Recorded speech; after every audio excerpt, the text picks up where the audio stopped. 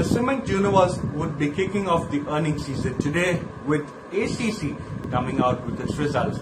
Now remember, you have to keep in mind that the entire cement universe has seen a significant rise as far as demand is concerned when you're comparing the numbers or when you're comparing the sales volume on a year-on-year basis, given the fact that last year around there was a strict lockdown, so no business activity was happening at all.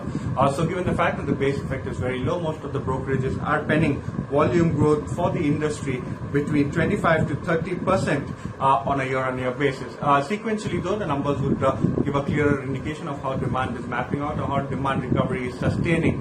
10 to 12% sequential growth is what most of the brokerages are expecting as far as ACC is concerned. And not only that, also important to note, given the second lockdown or localized lockdowns that are now gathering pace, is something that could also happen demand as well as cement offtake for a lot of these companies. So a significant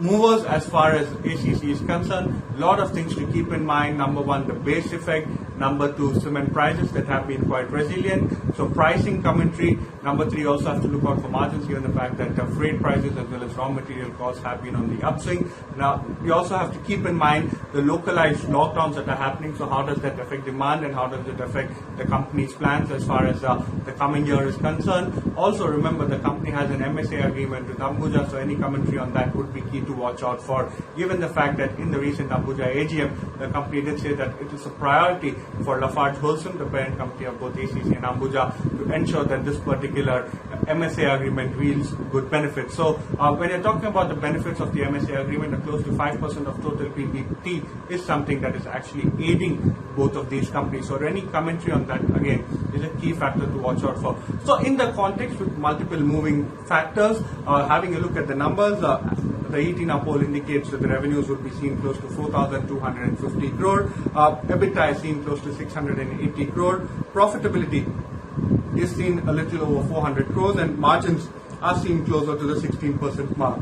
What are the key factors that could be impacting the earnings this time around?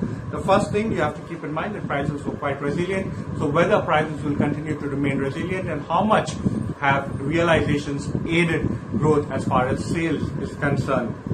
That's a key trigger. Demand momentum expected to remain strong with 10 to 12% sequential industry growth. Interesting to see how ACC in the key markets has managed to fare. Margins are expected to soften quite significantly on a sequential basis, given the fact that higher costs, higher freight prices, higher petcoke prices are expected to keep a significant lid as far as margin expansion is concerned. Macquarie sees sales volume growth of close to 21% on a year-on-year basis for ACC.